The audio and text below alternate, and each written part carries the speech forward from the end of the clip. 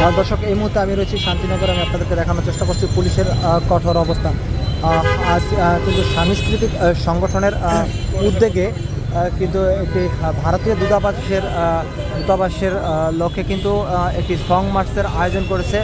সেই সং মার্চটি কিন্তু কিছুক্ষণের মধ্যেই যে ভারতীয় দূতাবাসে এসে পৌঁছাবেন এবং তারা সেখানে গানের মাধ্যমে কিন্তু তারা কিন্তু প্রতিবাদ করবেন।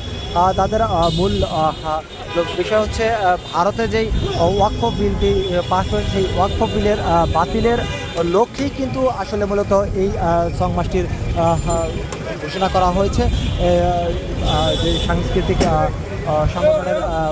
সংগঠনের উদ্যোগে।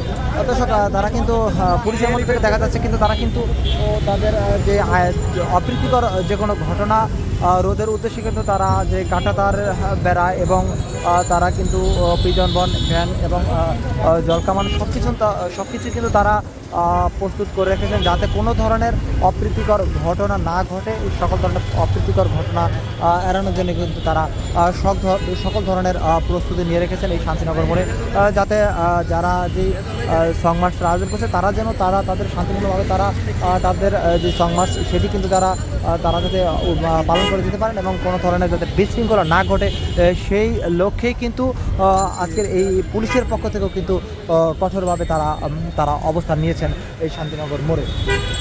দেখানোর চেষ্টা করছি যে এই দিকে কিন্তু একটি যে জলকামান দেখা যাচ্ছে রাস্তার ওই পাশে রয়েছে এবং রাস্তার এই প্রান্তে কিন্তু আবার রয়েছে দেখা যাচ্ছে যে প্রিজন ভ্যান রয়েছে। পুলিশও তারা কিন্তু প্রস্তুতি নিয়ে আছে যাতে কোনো ধরনের অঘটন না ঘটে, যাতে কেউ কোনো ধরনের অপ্রীতিকর ঘটনা না ঘটাতে পারে।